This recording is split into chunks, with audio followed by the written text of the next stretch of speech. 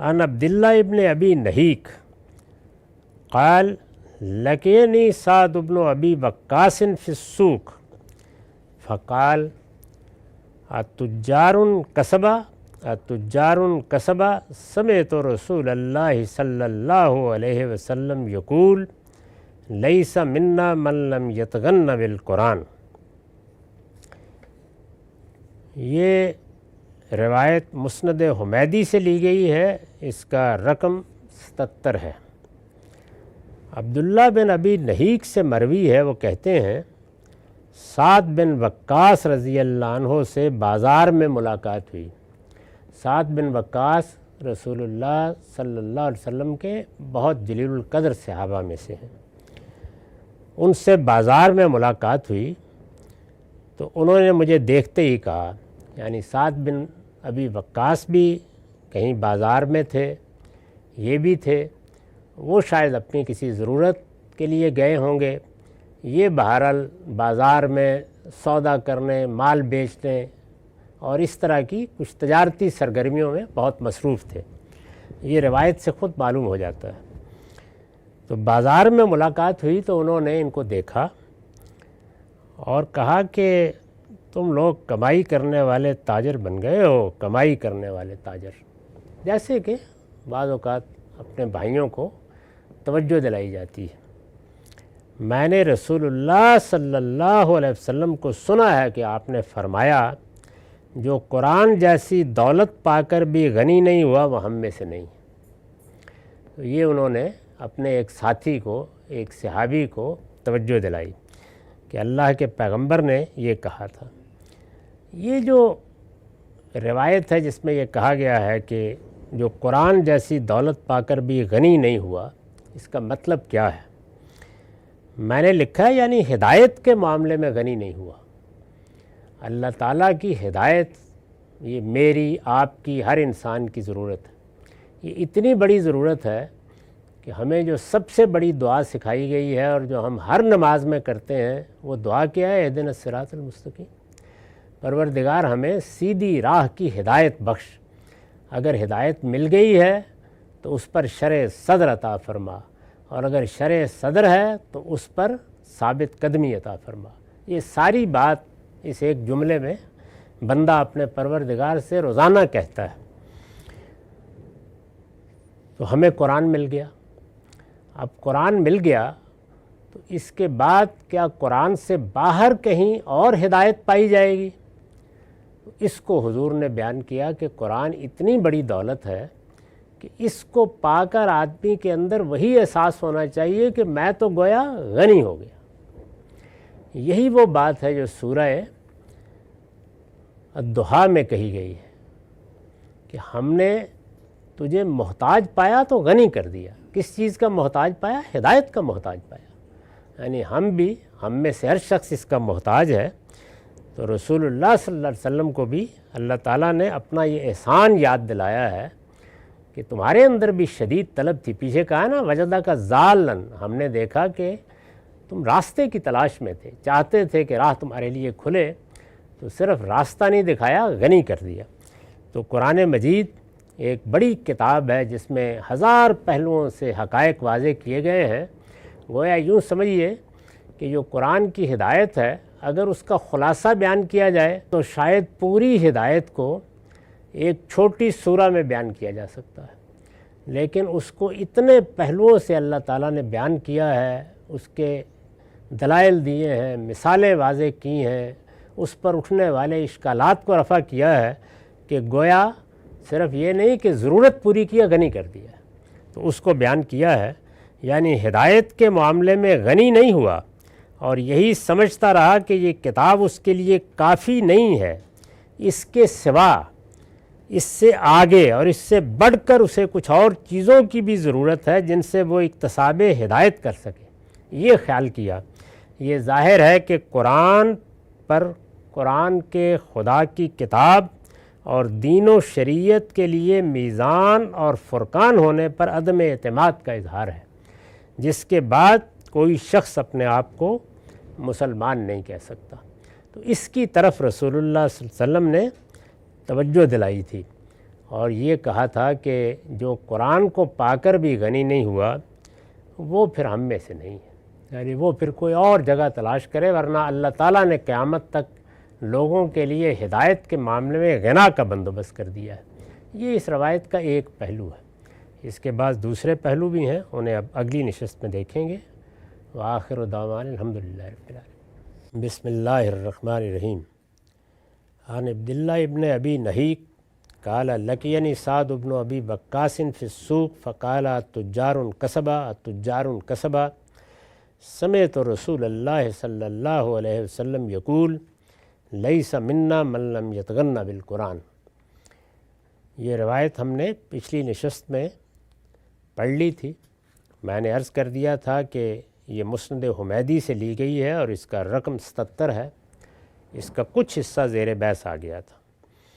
اس پر جو حاشیہ میں نے لکھا ہے اس کا وہ حصہ بھی میں دوبارہ پڑھ دیتا ہوں، اس کی یاد دہانی ہو جائے گی، اور جو حصہ ابھی زیر بحث آنا ہے اس کے بعد ہم اس کی طرف توجہ کریں گے۔ یہ جو فرمایا کہ جو قرآن جیسی دولت کو پا کر بھی غنی نہیں ہوا وہ ہم میں سے نہیں ہے، یہ سعد بن ابی وقاص نے اپنے ایک ساتھی کو بازار میں کہا ہے۔ بازار میں جیسے میں نے بتایا تھا کہ ملاقات ہوئی اور انہوں نے دیکھا تو اپنے عزیز ساتھی یا صحابی کو یہ کہا کہ تم لوگ تو کمائی کرنے والے تاجر بن گئے ہو، کمائی کرنے والے تاجر۔ میں نے رسول اللہ صلی اللہ علیہ وسلم کو سنا ہے کہ آپ نے فرمایا جو قرآن جیسی دولت کو پا کر بھی غنی نہیں ہوا وہ ہم میں سے نہیں ہے۔ تو اس میں یہ پہلی بات کہ قرآن جیسی کتاب کو پا کر بھی غنی نہیں ہوا، یعنی ہدایت کے معاملے میں غنی نہیں ہوا۔ یہ بہت بڑی نعمت ہے اللہ تعالیٰ کی کہ ہمارے پاس یہ کتاب ہے اور یہ غنی کر دیتی ہے، یعنی اس کے بعد جو اس کائنات سے ماوراء حقائق کی جستجو ہے اس کا آخری جواب مل جاتا ہے۔ اسی لیے یہ بتا دیا گیا ہے کہ جتنا تمہارے لیے موزوں تھا، جس حد تک تم سمجھ سکتے تھے، تمہارے خالق نے تمہاری فطرت کا پورا لحاظ کر کے وہ سب باتیں بتا دیں۔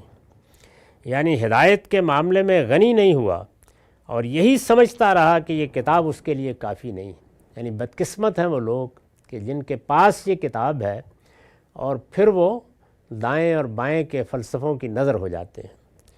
اس کے سوا یعنی قرآن کے سوا، اس سے آگے اور اس سے بڑھ کر اسے کچھ اور چیزوں کی بھی ضرورت ہے، یعنی ان مقاصد کے لیے جن کے لیے قرآن نازل ہوا ہے، جن سے وہ اکتساب ہدایت کر سکے، یعنی اپنی حقیقت جان سکے، کائنات کا مقصد جان سکے، کائنات میں کیا کرنا ہے اس کو سمجھ سکے، موت کا کیا نتیجہ نکلنا ہے اس کے بارے میں کوئی رائے قائم کر سکے۔ یہ اصل میں بنیادی مسائل ہیں جو دین میں زیر بحث آتے ہیں۔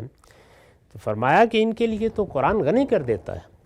یہ ظاہر ہے کہ قرآن پر، قرآن کی خدا کی کتاب اور دین و شریعت کے لیے میزان اور فرقان ہونے پر عدم اعتماد کا اظہار ہے۔ اگر کوئی آدمی یہ کرتا ہے تو پھر یہ ہے۔ تو آپ نے فرمایا تھا کہ وہ ہم میں سے نہیں ہے، جس کے بعد کوئی شخص اپنے آپ کو مسلمان نہیں کہہ سکتا۔ گویا مسلمان اگر رہنا ہے تو یہاں ان روایتوں میں بیان ہو رہا ہے کہ پھر یہ کرنا ہوگا، پھر یہ کرنا ہوگا، یہ اخلاق ہونے چاہیے، یہ کردار ہونا چاہیے، وہ سب باتیں بیان ہو رہی ہیں پچھلی نشستوں سے۔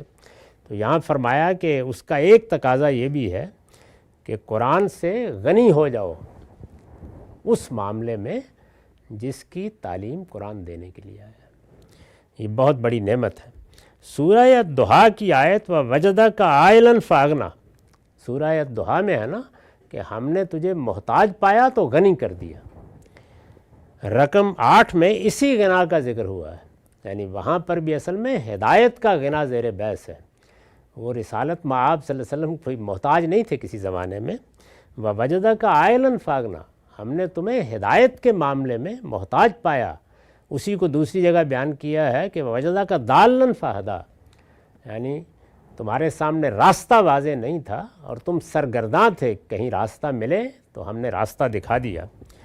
یعنی تمہارے پروردگار نے تمہیں محتاج ہدایت پایا تو قرآن جیسی کتاب دی اور اس کے ذریعے سے وہ شرع صدر عطا فرمایا کہ غنی کر دیا۔ یعنی قرآن مجید غنی کیسے کر دیتا ہے دنیا کا کوئی فلسفہ، کوئی حکمت، الہیات اور ما بعد طبیعت یا کائنات کی حقیقت کے بارے میں آپ کو کچھ دینا تو ایک طرف رہا، تذبذب، ریب اور تشکیک سے ایک قدم نکالنے کے قابل بھی نہیں، لیکن یہ کتاب غنی کر دیتی ہے۔ نبی صلی اللہ علیہ وسلم کے اس ارشاد میں قرآن سے متعلق یہی حقیقت بیان ہوئی ہے۔ یہ تو پہلے حصے کا ذکر تھا، یعنی جس میں حضور نے فرمایا کہ جس نے قرآن کو پا کر بھی اپنے آپ کو غنی نہیں سمجھا وہ ہم میں سے نہیں ہے۔ تاہم سعد بن ابی وقاص رضی اللہ عنہ نے یہاں اس کے ایک دوسرے پہلو کی طرف بھی توجہ دلائی، یعنی پوری روایت کا پورا واقعہ یہ ہے کہ انہوں نے اپنے ایک ساتھی کو بازار میں دیکھ کر کہا ہے کہ کیا خوب آپ تاجر ہو کے کمائی کر رہے ہو۔ تو یہ ظاہر ہے کہ ایک دوسرا پہلو ہے جس کی طرف انہوں نے توجہ دلائی۔ یہ رسالت مآب صلی اللہ علیہ وسلم کے الفاظ نہیں ہیں، رسالت مآب صلی اللہ علیہ وسلم کے الفاظ تو وہی ہیں جس کی وضاحت ہو گئی۔ تاہم سعد بن ابی وقاص رضی اللہ عنہ نے یہاں اس کے ایک دوسرے پہلو کی طرف توجہ دلائی ہے، اور وہ یہ ہے کہ حاملین قرآن کے لیے، یعنی جن کو اللہ نے قرآن دیا ہے، حاملین قرآن کے لیے اصلی دولت وہ نہیں جو بازاروں میں جا کر تجارت کرنے سے حاصل ہوتی ہے۔ اصلی دولت، وہ دولت تو ہے لیکن اصلی دولت وہ نہیں جو بازاروں میں جا کر تجارت کرنے سے حاصل ہوتی ہے، بلکہ وہی ہدایت کی دولت ہے۔ یعنی اگر انسان دیکھے تو یہ تجارت اور یہ جد و جہد یہ اصل میں اس کو دنیا میں زندگی گزارنے کی دولت دیتی ہے، اور اس کی اصل زندگی کے لیے جو دولت درکار ہے وہ قرآن دیتا ہے۔ تو اس لیے اصلی دولت کون سی ہے؟ بلکہ وہی ہدایت کی دولت ہے جو قرآن کی آیتوں کے مطالعے سے ملتی اور آدمی کو ایسا صاحب ثروت، امیر کبیر بنا دیتی ہے کہ اس کے مقابلے میں درہم و دینار کے ڈھیر بھی اس کے لیے پرے کا سے زیادہ اہمیت نہیں رکھتے۔ وہ اس کو جب نعمت سمجھ لیتا ہے تو پھر دنیا کی دولت اس کے لیے بے معنی ہو جاتی ہے۔ چنانچہ وہ اگر اس کے سچے حاملین ہیں جن کو اللہ نے قرآن جیسی دولت دی ہے، تو ان سے بجا طور پر توقع کی جاتی ہے کہ وہ یہ درہم و دینار بھی ضرور کمائیں، یہ دنیا کی ضرورت ہے، اس لیے کہ قرآن نے درہم و دینار کے حصول کی جد و جہد کو بھی فضل خداوندی کی تلاش سے تعبیر کیا ہے۔ قرآن دولت کو مذمت کی نگاہ سے نہیں دیکھتا، خیر کہتا ہے، اور یہ کہتا ہے کہ جب تم دولت تلاش کرنے نکلتے ہو تو تم اصل میں اپنے پروردگار کا فضل تلاش کرنے نکلتے ہو، مگر ان سے محرومی کو، تاہم ہر شخص اس میں کامیاب نہیں ہوتا، دنیا میں بڑی محرومیاں ہیں، مگر ان سے محرومی کو، یعنی اگر دنیا کے درہم و دینار جد و جہد کے باوجود بھی نہ ملیں تو ان سے محرومی کو کبھی فقر و احتیاج خیال نہ کریں، یہ نہ سمجھیں کہ ہم محتاج ہو گئے، بلکہ یہی سمجھیں کہ ان کے پاس اگر قرآن جیسا خزینہ حکمت ہے تو وہ دنیا کے سب اغنیاء سے بڑھ کر غنی ہے۔ قرآن کے ماننے والوں میں یہ کاملین کا طرز فکر ہے، عوام کے لیے تو بس کافی ہے وہ، لیکن وہ لوگ جو درجہ کمال کو پہنچنا چاہیں ان کے لیے قرآن کو یہ حیثیت دینی چاہیے، وہ قرآن کو یہاں رکھیں۔ اور سعد رضی اللہ عنہ نے اپنے انہی ساتھیوں کو اس طرف توجہ دلائی ہے جن سے وہ اس درجہ کمال کے آرزو مند ہونے کی توقع کر سکتے تھے۔ گویا وہ اپنے مخاطب کو بتا رہے ہیں کہ تمہیں تو اصل میں اس دولت کا طالب ہونا تھا، ان کو توجہ دلا رہے ہیں۔ تو یہ گویا تقابل کر کے انہوں نے بتایا کہ قرآن کتنی بڑی دولت ہے، کتنی بڑی نعمت ہے، اور جس وقت انسان ہدایت نہ پا سکے تو یہ کیا چیز ہے جو مل جاتی ہے تو آدمی کو ہر چیز سے غنی کر دیتی ہے۔ وآخر دعوانا الحمدللہ رب العالمین۔